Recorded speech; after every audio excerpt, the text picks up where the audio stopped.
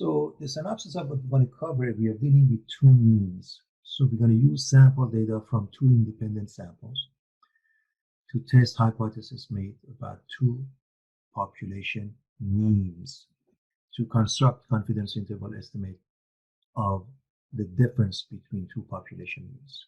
Two samples must be independent. The sample values from one population are not related or to or somehow naturally paired or matched with the sample values from the other population are considered independent.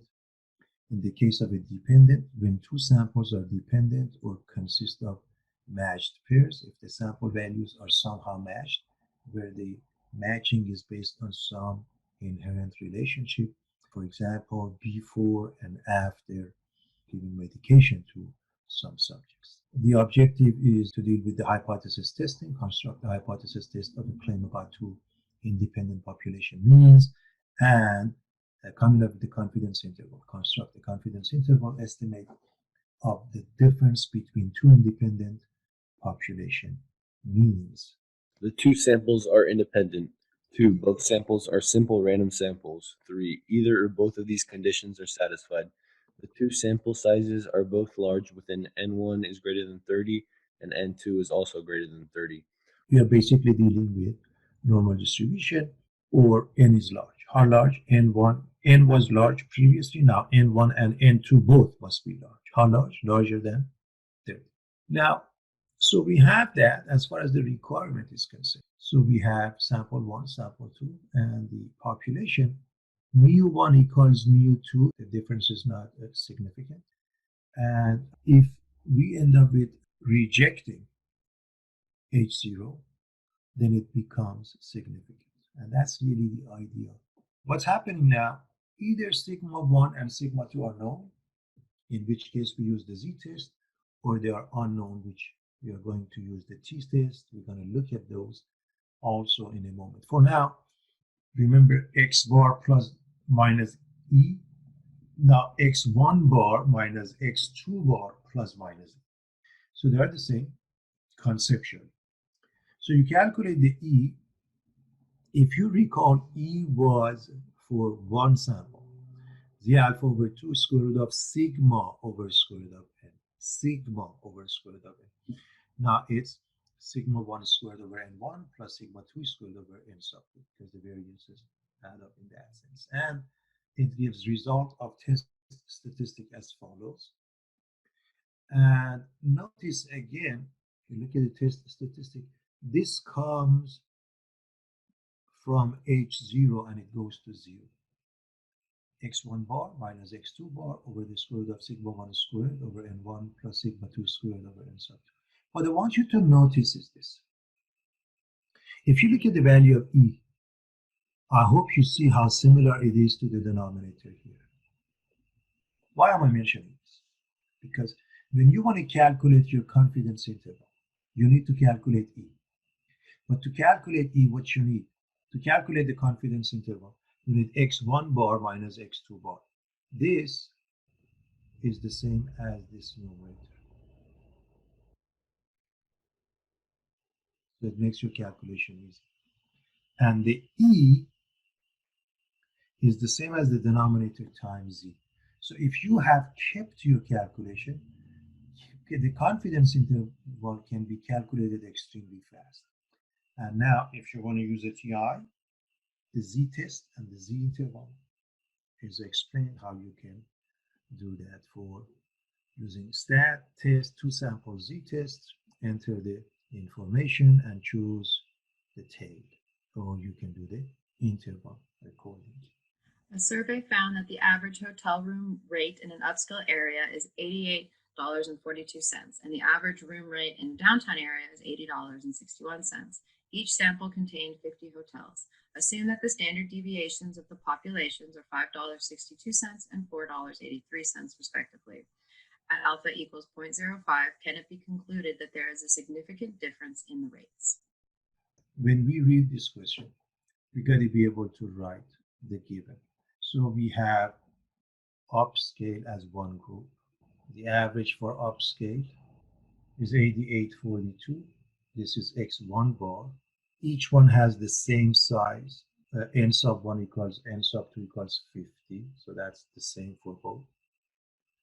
And sigma 1 is 5.62. This is sigma 1. Downtown area, the average X sub 2 bar is 80.61. N sub 2 is the same as 50, and this is sigma 2. Alpha is 0.05. It's a SRS, simple random sample. We are dealing with two different populations or samples, if you will, upscale X1 bar and N sub 1 and sigma 1. And the same thing downtown, we have those three. When we write H0, obviously mu1 equals mu2, that would be H0. But what about H1? Let's read the question. At alpha of 0.05, can it be concluded that there is a significant difference? It doesn't say less than or greater than. So it's not equal. Can it be concluded? And that is the conclusion they're asking us, so that is the claim. So H0, mu1 equals mu2. H1, mu1 is not equal to mu2. That is the claim, and it makes it a true-tail test. So with that being the case, you need to calculate the test statistic at top right. We have the formula, we plug in. Now this is what I want you to pay attention to. The numerator, you will need it for confidence interval. Remember what we are doing here. We are using CV, the critical value method known as traditional method. So you're going to need the numerator for the confidence interval. So you want to make a note of that number. You need the denominator for that also when you calculate the E. So you would want to make a note of that. So calculation of confidence interval becomes extremely fast and easy. So the test statistic here that you calculate, if you're careful, it will help you with confidence interval also. And so this gives us 745. Critical value comes from the choice of alpha. Alpha is 0.05. This is a two-tailed test. So plus minus 1.96. We do the drawing, and 7.45 is way into the rejection region. 7.45 is way into the rejection region. So you are going to reject H0. When we reject H0, what happens? Then we look at step 1. You're rejecting H0. That means you, in essence, you're not rejecting H1. So you're not rejecting the claim is true. And you do the right. Decision A. Reject H0. B. The claim is true. C. There is enough evidence to support the claim that the means are not equal. Hence, there is a significant difference in the rates. Of course, if we were to use a calculator, this is what we end up with. And remember what the calculator gives you. The calculator gives you the p-value. So you're going to be able to do the test statistic on your own if you're asked. So take a look at the p-value here. And the p-value is extremely small, 9.238615 times 10 to the power of negative 14, practically zero. And remember, beyond 3.5 or 4.0, if you look at the table, it's considered 0.0001. So that was the critical value or the traditional method. As far as the confidence interval is concerned, as I mentioned, look at the top right, the formulas.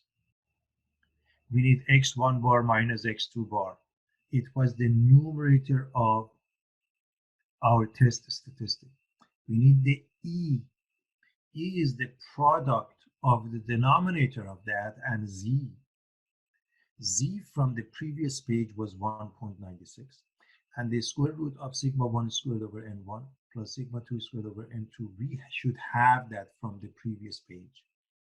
This, you should know the number, you should know the answer from the test statistic to make your life easy for the sake of calculation. I wouldn't recalculate this. I would use the test statistic from the previous page. All right, so having said that, this is another one. This part is the numerator of test statistic. You want to keep that.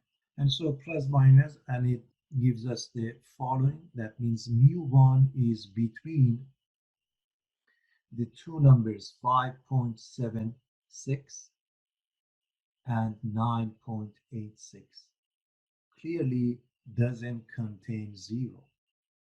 Therefore, you're going to reject H0. That should give you, and it does give you, the same result. So pay attention to the fact mu1 minus mu2 is between two positive numbers. What does it really tell you? In essence, it says mu1 is larger than mu2. If both of them are negative, it says mu1 is less than mu2. And if one of them is negative, one of them is positive, that means mu1 equals mu2, or mu1 minus mu2 equals mu. By the way, having said that, H0 of mu1 minus mu2 equals 0 is the same as mu1 equals mu2. It means the same thing. Interpretation. The confidence interval limits do not contain 0. Therefore, there is a significant difference between the two average rates. The confidence interval indicates that the value of mu1 is greater than the value of mu2. So there seems to be sufficient evidence to support the claim that there is a significant difference in the rates. We can input the data and we can calculate the confidence interval using a calculator as follows, giving us the same result with more decimals. By the way, if I'm calculating the E, I would put more decimals. Let's look at what happens when sigma 1 and sigma 2 are not given. We are dealing with the same situation as far as the two samples being independent, as far as dealing with simple random sample SRS in both cases. And we either have population which is normally distributed for both samples, or n is large. By that we mean n sub 1 is large and n sub 2 is large. How large is large? Larger than 30. What happens when sigma 1 and sigma 2 are unknown? By the way, this is almost always the case. So the previous example is barely used, and it's rarely used in real situations. Rather, this is the method. How do you find the degrees of freedom? The degrees of freedom that we find, here's an easy way out. Smaller of the two. One of them is n1 minus 1, one of them is n2 minus 1. This is in the case of unequal variances. You cannot assume the variance for one is identical to the variance to the other. We will look at that case also. But generally speaking, sigmas are missing. Generally speaking, we don't know anything about the variance. So this is the methodology that is used out there 99% of the time. As far as degrees of freedom is concerned, normally we use this one if we are doing it by hand. Technology, however, uses a different degrees of freedom because the degrees of freedom has a specific calculation that we don't have to worry about it in this course. Look at x1 bar minus x2 bar plus minus e. That is not changing. What is changing? E is changing. In the case of sigma missing for one sample, E was T alpha over 2 squared root of S over N. That's S1 squared over N1 plus S2 squared over N2, which is similar to that. Test statistic, again, is similar to that. X1 bar minus X2 bar. And this goes to 0 because it comes from H0 over the square root of S1 squared over N1 plus S2 squared over N sub 2. And as far as the formulas are concerned, they are really similar with one sample. And using technology, instead of Z, we deal with the T. Z test becomes a T test, and Z interval becomes T interval for two. So two sample T test and two sample T interval. The only thing I want you to pay attention, when you go down the list, take a look at this one. Number 6, poll, and we will look at that. That means when we are assuming equal variances, we are not going to assume that. So we always write no for this case. No, it's not polled. So with that being the case, let's look at an example of that. Listed below are stats for student course evaluation scores for courses taught by female professors and male professors. Females X bar sub 1 equals 3.8667, N1 is equal to 12, S1 is equal to 0.5630, males X bar 2 is equal to 3.9933, N2 is equal to 15, and S2 is equal to 0.3955. Use a 0.05 significance level to test the claim that the two samples are from populations with the same mean. Assume the populations are normally distributed. So we have to write the given. It's really given to us symbolically. We don't have to worry about that. So we're going to start with the first step, H0 and H1. H0 as always mu1 equals mu2. By the way, if you wrote mu1 minus mu2 equals 0, it has the same meaning, and that's absolutely fine. So mu1 equals mu2. So what are we testing? Test the claim that the two samples are from populations with the same mean. We are testing with the same mean. That means that is your claim. And it doesn't say less than or greater than, so not equality is the second part, which makes it a two-tailed test. So with that being the case, you need to calculate the test statistic. The top formula has it. And remember, I put that formula again, this goes to 0, you don't have to worry about it. Mu1 minus mu2, you don't have to write it. It comes from H0, that's why it's 0. So plug in, and it gives us negative 0.660. Now we need to do critical value. Comes from the choice of alpha and degrees of freedom. What is alpha? Alpha is 0.05. What is the degrees of freedom? Smaller of the two. And 1 minus 1 is 11. And 2 minus 1 is 14. Smaller of the two is 11. And it's a two-tailed test. And we look up the t-table. On the left column, you look for degrees of freedom, which is 11. For the very top, area in two tails, because the two-tailed test is 0.05. And as you can see, negative 0.660. When you do the drawing for the critical values and you put the test statistic in between, that means it's not in a rejection region. Do not reject H0. So all we did, we came up with the part A, because that's all it does, our calculation. Part A. The calculation gives us part A of the decision making. Do not reject H0. And then what? Well, let's go back to step 1 and see what happens with the claim. If you're not rejecting H0, then you're not rejecting anything next to it, in which case is the claim. So that means the claim becomes true, and you do the rest. A. Do not reject H0. B. The claim is true. C. There is sufficient evidence to support the claim that female professors and male professors have the same mean course evaluation score. Now, bear in mind, we want to look at the p-value and confidence interval in a moment. Take a look at the p-value here. 0.517, and it continues. This is larger than alpha of 0.05. Therefore, you don't reject HC. By the way, take a look at the degrees of freedom. Degrees of freedom is different than what we chose, and the reason is because of the calculation. They do the calculation of degrees of freedom to come up with that. It has an interesting calculation, a plus b quantity squared over a squared over n1 minus 1 plus b squared over n2 minus 1. What is a? S1 squared over n1. What is b? S2 squared over n2. It makes it more complicated. Can it be done? Yes, but it makes it more complicated. So with that being the case, if you use the technology, of course, you have the answer, and we're done here. Now, we want to look at the confidence interval.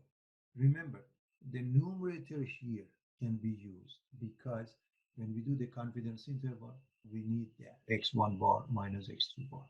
When we calculate the E, we need this. So hopefully we've made a note of those to make life easier for the sake of calculation. So we are looking at the same question. We are repeating the same question, and we're going to go through process. So let's see what we get. So E has this formula, T alpha over 2. If you recall, it was 2.201 from the previous page. And then square root of S1 squared over N1 plus S2 squared over N2. The calculation ends up giving us the E of 0.42245. Now we're going to add and subtract, okay, so to x1 bar minus x2 bar. So x1 bar, so when you go through the process of calculation, x1 bar minus x2 bar plus minus E, it will result in this. And as you can see, the values go from negative to positive. That means 0 is there. That means do not reject H0. That gives you the same result. The confidence interval limit does contain 0. Therefore, there is no significant difference between the two means. The confidence interval suggests that the value of 1 is the same as the value of mu2. So there is sufficient evidence to support the claim that female professors and male professors have the same mean course evaluation score. Okay, so here's the p-value. T is negative 0.660. Degrees of freedom is 11. And the T distribution table doesn't have it. So we end up with larger than 0.2. I will show you in a moment as to how we arrive at that using the table. And the technology, we already have the answer from the previous page, was 0.517, and it continued indefinitely 0.517 something. You get to the same result because it is larger than alpha of 0.05. P-value is larger than alpha of 0.05. Do not reject H0. Again, using the information, we have the answer. Look at the confidence interval if we do it by using technology. Why is that different? I'm going to emphasize that. I'm going to refresh your memory why it's different.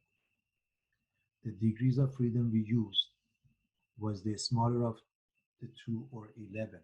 This is what we use. The degrees of freedom that they use, the technology uses a different degrees of freedom, 19.06. That's why we end up with different. Why is that? Because of the limitation of a table, because of the fact that it's hard to calculate that. I want to show you how the table works. If you're doing this by hand, you're saying the p-value is larger than 0.2. We don't have a definite answer, but we know for sure it's larger than 0.2, in which case obviously 0.2 is larger than alpha of 0.05. So the interpretation and the result will be the same as far as the p-value. But how do we arrive at that?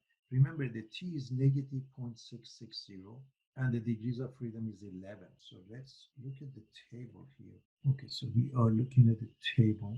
Let's say this is 11. Now, if you look at the numbers are getting smaller and smaller.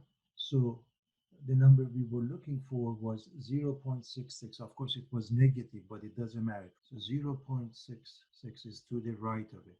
So take a look at area in two tails is 0.2 for the last given number of 1.363. So what is the area in two tails for the number we have as 0.66? I have no idea. But for sure, it's larger. Why is it larger? Because take a look. 0.01, it's getting larger as we go from left to right. So the t values become smaller, but the area in two tails getting larger. We are going to look at the third case, in which case again we are dealing with the independent SRS, large samples as we are dealing with normally distributed, or n is large, meaning n1 and n2 are larger than 10. Now sigma 1 and sigma 2 are both missing, just like the previous one.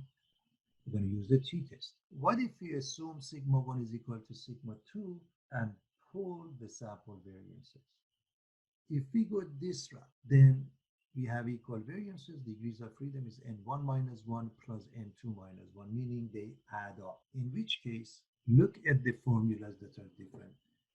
If you look at what we have here, the denominator has changed. It was s1 squared over n1 plus s2 squared over n2 under the radical. And now it's s sub p, known as the pooled variance. So what is s sub p? This is s sub p. This formula is the same for the confidence interval. And as a result, this e will change. Take a look at the denominator here. You want to keep that, so it comes handy here. You want to use the numerator of that because you need it for x1 bar minus x2 bar. However, the strategy is we don't assume this. We're going to go with that if it says they have equal variances. So normally what? Sigma 1 and sigma 2 are missing. Normally we don't know anything about the variances either, and therefore we don't assume equal variances. Here's another example. Researchers conducted a study to determine whether magnets are effective in treating back pain. Reduction in pain level after magnet treatment. N1 equals 20, X bar 1 equals 0.49, S1 is equal to 0.96. Reduction in pain removal after sham treatment. N2 equal 20, X bar 2 equal 0.44, S2 equal 1.4. A. Use a 0.05 significance level to test the claim that those treated with magnets have a greater reduction in pain than those given a sham treatment, similar to a placebo.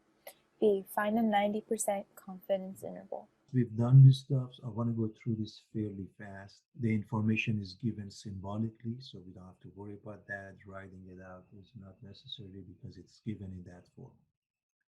Now, we have three possibilities. Use the Z or T with equal variances. As you can see, there's nothing about sigma 1 and sigma 2, so we cannot use the Z test. As far as the T is concerned, they don't say anything about assumption, so they should say assume equal variances to use the formulas of the previous page. Instead, there is nothing about that, so we use exactly what we did in the previous example. So let's go through the process. We want to find H0 and H1. Needless to say, H0 mu1 is equal to mu2, but let's look at H1 and how we write that. So let's read part A one more time. What are we doing? We are testing the claim that those treated with magnets have a greater reduction in pain. Right test, and that is the claim. Mu1 is larger than P. Again, I think I mentioned that. I want to mention it again. If you wrote mu1 minus mu2 is 0 and then mu1 minus mu2 is larger than 0, it has the same meaning. And the only thing is you want to be consistent. Either use mu1 equals mu2 along with mu1 larger than mu2 or the other one. Right? If you do either one is fine as long as you're consistent. Don't mix and match.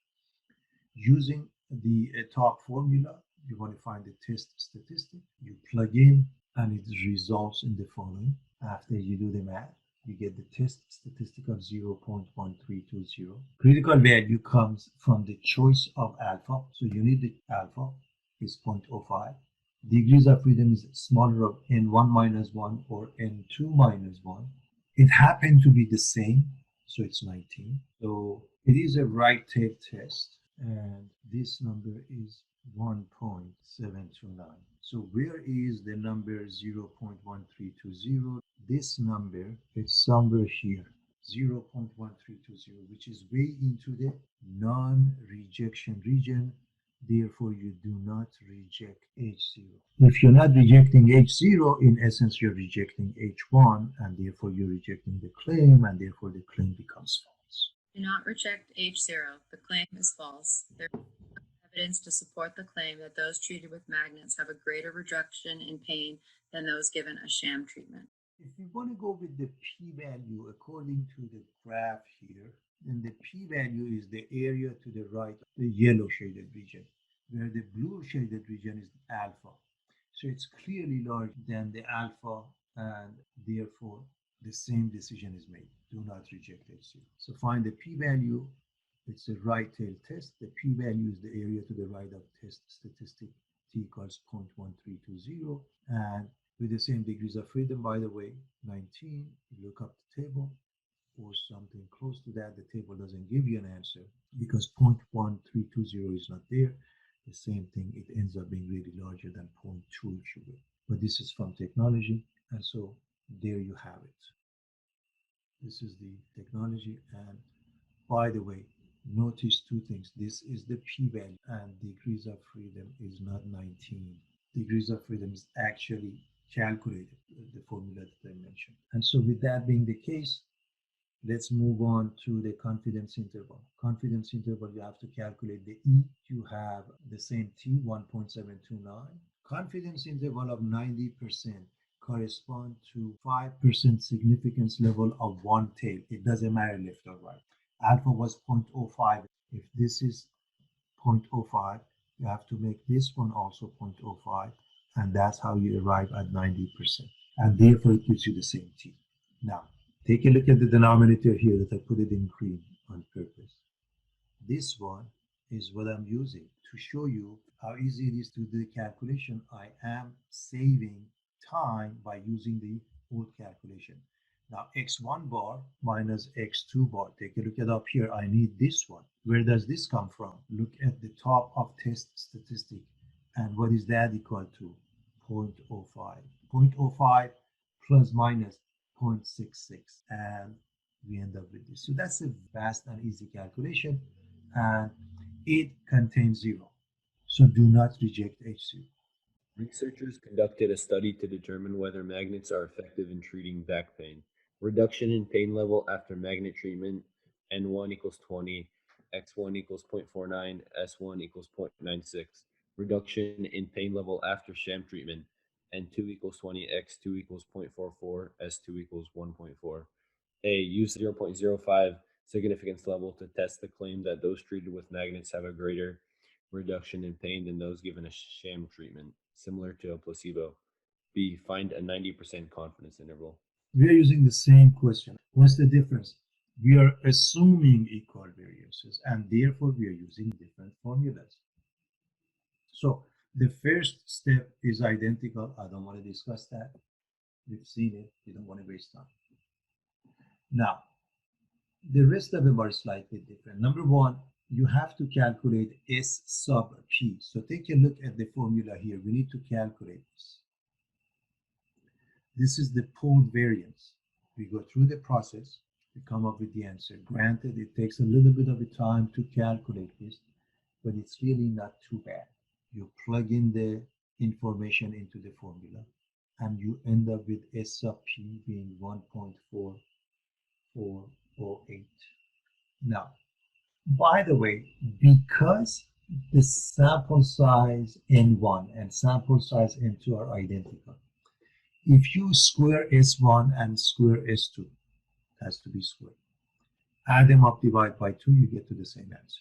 Just because they have equal sample sizes. Otherwise, it's not the case. So now, again, because that's the case, when we calculate the test statistic going through the formula that is given on the right top, we end up with 0.1320. Again, I want to make sure everybody understands what's happening. This test statistic is identical to the test statistic of the previous page. There is only one reason for that. N1 equals N2, otherwise they won't be the same. Because N1 equals to N2, they end up being the same. If they are not, you will have different answers. Now, the next one is critical value. How do we come up with the critical value? Well, we need a choice of alpha, which is the same as previous page 0.05.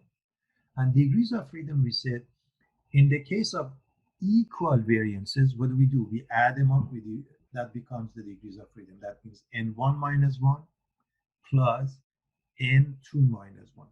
So 20 minus 1 and 20 minus 1, they add up to 38. So degrees of freedom is 38. Alpha is 0.05. You're dealing with the right tail test is 1.686. So that is your answer as far as the test statistic is concerned. So 1.686. That's your critical value, my friend. And if the critical value is 1.686, you look at the location of test statistic when it comes to the graph. Clearly, this test statistic ends up being somewhere here. And that's way into the non-rejection region. You get to the same decision making. This is identical to the previous page, so we're not going to bother to read that. What matters is that do not reject H0 and write the rest of it.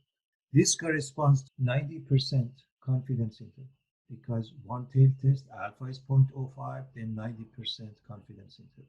So we need to add the E to X1 bar minus X2 bar. This one we already have it from the previous page, was 0.05. Now, this is what we need. It's a different calculation. Hopefully we've made a note of that. And then we are putting the T here. We are multiplying by this value here with the asterisk. So 0.05 plus minus 0.64, you want to take it further with decimals. And so mu1 minus mu2 is between negative and positive value, which results in the same thing. 0 is contained. Therefore, you do not reject H0.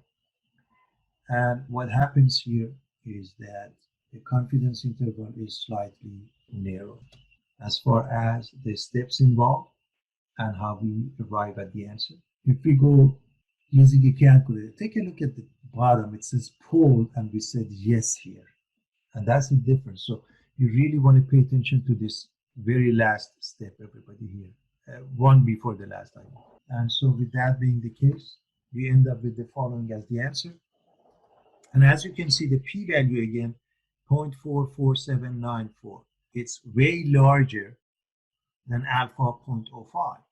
And again, take a look. If we were to use just this graph, go back to the graph. This is your area of interest, okay? The test statistic. For the area to the right of the test statistic. Next example. A researcher hypothesizes that the average number of sports that colleges offer for males is greater than the average number of sports that colleges offer for females. A sample of the number of sports offered by colleges results in males x bar 1 equals 8.6 and 1 equals 50, and females x bar 2 equals 7.9 and 2 equals 50, and alpha equals 0.10.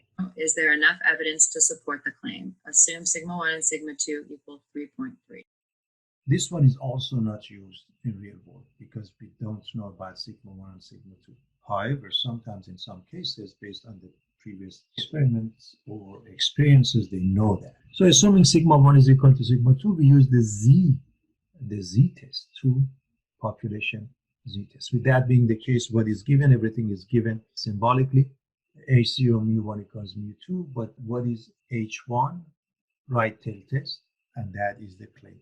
We use the top right formula and we plug in all the numbers that we said it's given, and we end up with test statistic of 1.06. Let's come up with the critical value. Critical value uses the alpha, which is 0.1, and we use the Z table, gives us 1.285.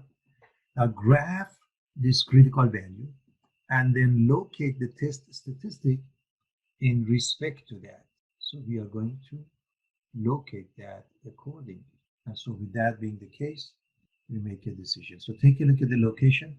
As you can see, the test statistic is way into the non-rejection region. Do not reject H0. So when you don't reject H0, you go back to step 1 and you see what's happening with the claim. The claim becomes false, and there is not enough evidence to support the claim that colleges offer more sports for males than they do for females, according to this data. Finding the p-value is the area to the right of test statistic. Z equals 1.06, and it's 0.1446, which is way larger than the choice of alpha, which is 0.1. Therefore, we get to the same decision, which is do not reject H0. Finally, I want to show you the formulas. If you use the table, we use the simple and conservative estimate of N1 minus 1 and N2 minus 1, this one rocket. The technology uses the more accurate but more difficult estimate, meaning uses this one. You want to be aware of that. And as far as the p-value and critical values refer to the t-distribution table, the t-distribution table is extremely limited because they use the same formula. They basically, the p-value and the traditional method give us the same result, okay? So the p-value method, the critical value method, and confidence interval all use the same distribution and standard error, so they are all equivalent in the sense that they result in the same conclusion. Finally, take a look at this one. If sigma 1 and sigma 2 are known, the formula that you use for the standard error, the denominator, if you will, of your test statistic is this one. If that's not the case, and it's almost always the case, can you assume sigma 1 is equal to sigma 2? If yes, you go with this one. But if not, you go with this one. And this is the one that is almost always used. So let me repeat. Normally, sigma 1 and sigma 2 are both missing. We can't use the first case. Normally, we cannot assume sigma 1 is equal to sigma 2 unless they tell us somehow they are aware of that and they tell us.